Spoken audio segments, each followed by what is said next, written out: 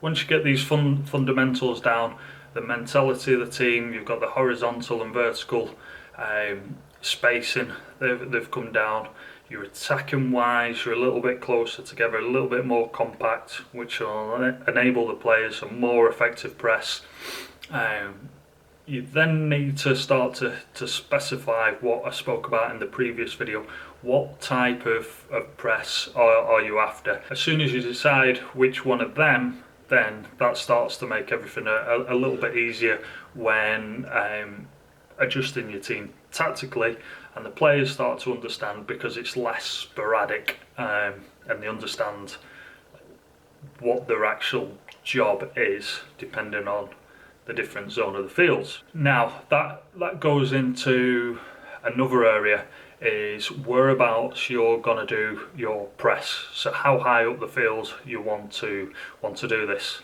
So some teams, you look at the most extreme example I've got in recent times is Bielsa. Marseille, he did it. Leeds, he hasn't done it as much, but he's still done it at Leeds. Athletic Bilbao and certainly Chile. Yeah, I remember a game with Bielsa where Chile were playing Brazil. No, they were playing Spain, and they got beat 2-1. I think David Villa scored an unbelievable goal. But anyway, he was pressing right on the opposition's touchline. So with that, as soon as you start pressing that high up, obviously you're going to be vulnerable in behind the back line.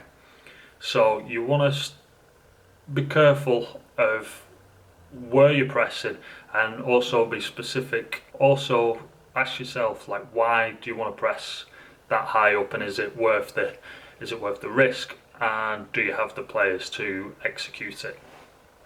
So you'll see a lot of teams will certainly do it in front of the halfway line on the edge of the D there, the centre circle.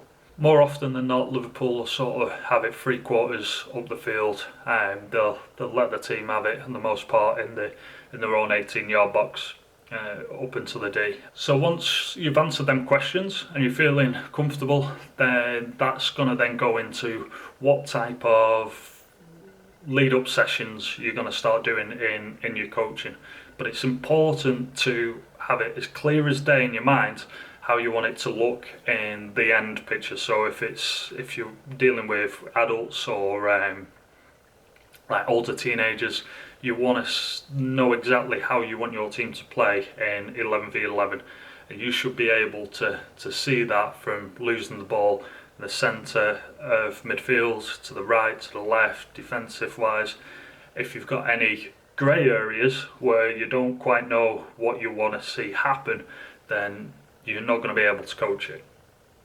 So it's important to be clear with that. So I would always say when designing your coaching sessions, you know what the end result, what you want to see on a game day, and then you can start to bring it back and make smaller sessions that are going to achieve that goal.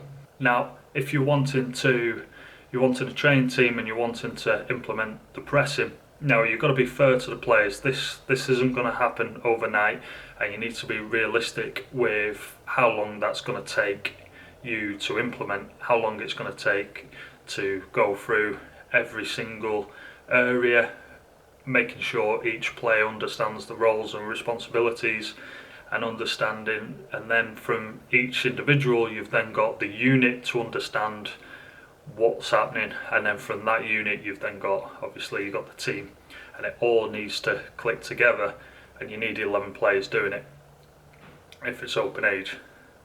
Now, like I said, you can do this with younger players, and they tend to play closer together anyway, so it's just being able to explain it to them so that they understand. And you're going to take a very different approach to that. And again, I'll probably do a separate video on that, because you're going to be wanting to play more games that will allow them the trigger to press.